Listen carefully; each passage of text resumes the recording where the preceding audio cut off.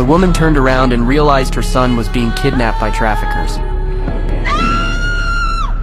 The woman immediately rushed over to stop them, but she was too late. She could only hold on to the luggage rack to stop the car from leaving. But as the speed of the other car got faster and faster, the woman was thrown to the ground, but she didn't care about her injuries. She quickly got up from the ground and rushed into her car. She put it in gear, started, and pressed the gas to catch up. Only then did the woman remember to call the police, but she realized that her cell phone was gone. She was devastated and could only follow the kidnapper's car. The two cars were speeding through the crowded road. The kidnapper fled in a panic. The woman chased after him. They soon came to a traffic light intersection. The woman saw the kidnapper stop his car. She got out of the car and rushed to the kidnapper's car.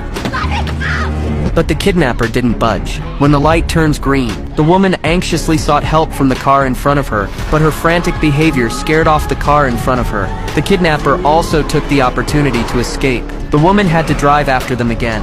Along the way, countless big cars pass her by. The slightest touch could crush her. But the woman didn't back down. She was more afraid of losing her son than of dying. Finally, at a bridge, the woman managed to catch up with the kidnapper's car, but it was the kidnapper's plan. Under the cover of a white van, suddenly accelerated into the other side of the road.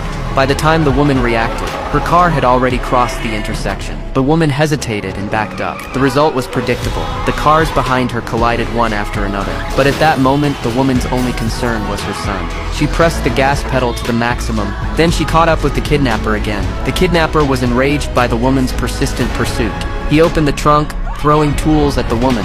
Although the woman managed to dodge, but the car behind was not so lucky. Seeing that the noise is getting louder and louder, the kidnapper simply rolled down the window. He put a knife to his son's neck. The woman begged for her life, but the kidnapper told her to go away, for the sake of her son's safety. The woman could only drive away from the main road, but her son was her only hope for life. The woman hesitated for a moment. She took the side road again. This time she didn't dare to follow too closely. She kept a certain distance from the other car. At that moment, the woman realized that a policeman was following her car. He immediately turned on the hazard lights, and then jerked the steering wheel to make the car twist from side to side. Traffic police noticed and immediately chased after her.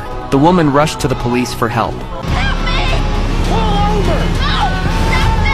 She wanted to tell the police that her son had been abducted by the car in front of her, but the car was going too fast. The cop couldn't hear what the woman was saying. He just wanted to stop the woman for violating the traffic rules. But at that moment, the policeman died on the spot. The policeman's death made the woman realize the ferocity of the kidnappers. It made her even more worried about her son's safety. Seeing the kidnapper's car did not move, the woman called out her son's name to make sure he was safe. Unexpectedly, the kidnapper opened the car door and stepped down. He took out a dagger and rushed towards the woman. The woman was terrified and immediately retreated into the car and backed up to escape. The kidnapper couldn't catch up with the car, so he stopped and gasped for breath. Only then did the woman come to her senses. She immediately switched gears. Then she drove the car towards the kidnappers. This time it was the kidnapper who ran away.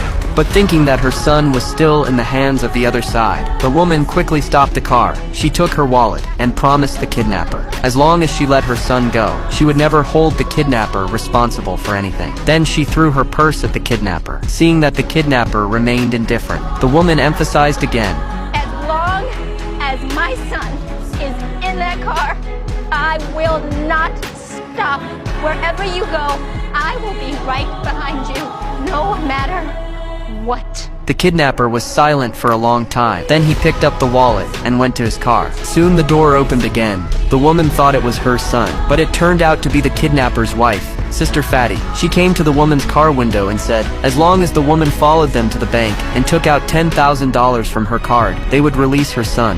The woman could only compromise for her son's sake. She drove with the men to get the money, but when she passed through the tunnel, Fatty wanted to take advantage of the opportunity to kill the woman. He punched the woman's head twice and knocked her over. The woman soon recovered. She took advantage of the fat lady to control the steering wheel. She quickly counterattacked. Fatty opened the car door and tried to throw the woman out. But after a struggle, the fat lady was thrown out of the car. But the woman didn't dare to relax. The kidnappers may have planned this all along. She had to hide it from the kidnappers driving ahead. When the woman drove out of the tunnel, the kidnapper's car was waiting at the exit. But she was relieved to see that the kidnapper didn't suspect anything. But the kidnappers didn't stop there. When they reached a bridge, the kidnapper suddenly slowed down, then suddenly accelerated again. The woman immediately realized that she had been recognized by the kidnapper. So she sped up, but the kidnapper suddenly opened the door.